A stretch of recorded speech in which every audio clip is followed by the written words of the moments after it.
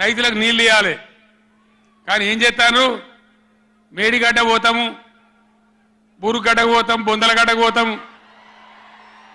ఏ తోకమట్టున్నది మేడిగడ్డ అక్కడ. మీ బండారం బిడ్డ ఈ స్టేజ్ మీద కూర్చున్న నాయకుల మీద అవుతున్నాము. ఈ అసెంబ్లీ అయిపోయిన తర్వాత మేము కూడా అడిగి పోతాం, మీ చరిత్ర మొత్తం ఎండగడతాం.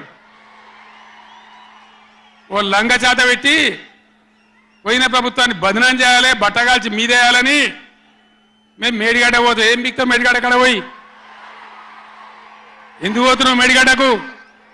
దమ్ముంటే నీళ్ళు ఎత్తిపోయి, నీళ్ళు ఉన్నాయి కాబట్టి డ్యామ్ పెట్టి కూడా నీళ్ళు ఎత్తిపోయచ్చు.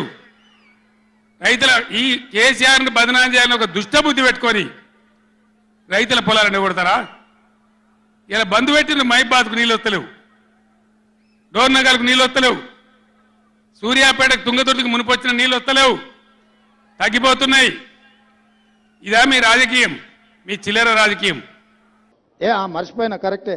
పొద్దున వచ్చేటప్పుడు చెప్పినాం, అయ్యా మీకు ఏదైనా ఇబ్బంది ఉంటే హెలికాప్టర్ కూడా ఉన్నది, దాంట్లో రాని మేము బై రోడ్ పోతున్నాం, మీకోసం హెలికాప్టర్ సిద్ధంగా పెట్టినామని. ఆయన ఇప్పుడు చెప్తున్నాం మేము కూడా పోతాం తర్వాత అని.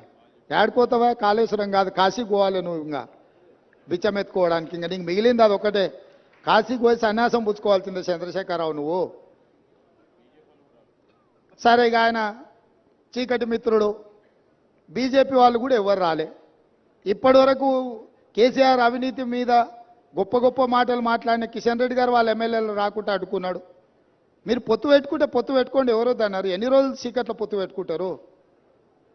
రాబోయే పార్లమెంట్ ఎన్నికలలో మీ పొత్తు సంగతి ప్రజలకు ఎట్లాగో చెప్పాల్సే వస్తుంది. ఈరోజు ఎంతసేపు ఉన్నా జ్యుడిషియల్ ఎంక్వైరీ వద్దు, మా చేతికి రాని. ఎందుకంటే మీ చేతికి ఇస్తే మీరు వాళ్ళు కలిసి కూర్చొని మాట్లాడుకుంటారు చీకట్ల. బీజేపీ వాళ్ళు వస్తారని మేము ఆశించినాం. ఎందుకంటే ఇంతకాలం కేసీఆర్ అవినీతి మీద సిబిఐ కేసులు అప్పచెప్పారు, కేసీఆర్ అవినీతిని తేల్చాలి అని అన్నారు. మరి కేసీఆర్ అవినీతిని తేల్చే అవకాశం వస్తే బీజేపీ ఎమ్మెల్యేలు ఎందుకు రాలేదు?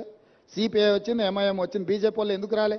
ఇవాళ రానోళ్ళు ఇద్దరే, బీఆర్ఎస్ బీజేపీ. మీ ఇద్దరు వైఖరి ఒకటేనా? మీరిద్దరు ఒకే రకంగా ఆలోచన చేస్తురా? మీరిద్దరు కలిసే ఈ విషయంలో ఒకే రకమైన విధానంతో ఉన్నారా? ఈరోజు బీజేపీ ఇది ప్రభుత్వ అధికారిక కార్యక్రమం, శాసనసభలో స్పీకర్ అనుమతితో ఏర్పాటు చేసిన కార్యక్రమం. ఇది కాంగ్రెస్ పార్టీ కార్యక్రమం కాదు.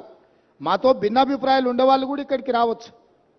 మా అభిప్రాయాలతో ఏకీభవించే వాళ్ళనే పిలవలే మేము. మా అభిప్రాయాలతో విభేదించే వాళ్ళని కూడా వాస్తవాలను చూడడానికి ఈరోజు ఇక్కడికి ఆహ్వానించినాము. కాబట్టి ఇప్పటికైనా బీజేపీ తమ వైఖరిని స్పష్టం చేయాలి. మీరు చంద్రశేఖరరావు గారి అవినీతిని కాపాడడానికి ఏమైనా ప్రయత్నం చేస్తారా? లేకపోతే చంద్రశేఖరరావును శాసనసభలో నిలదీసి జరిగిన అవినీతి మీద చర్యలు తీసుకోవడానికి రాష్ట్ర ప్రభుత్వానికి సహకరిస్తారా? మీ వైఖరి కూడా స్పష్టంగా చెప్పాల్సిందిగా బీజేపీని మేము డిమాండ్ చేస్తున్నాం.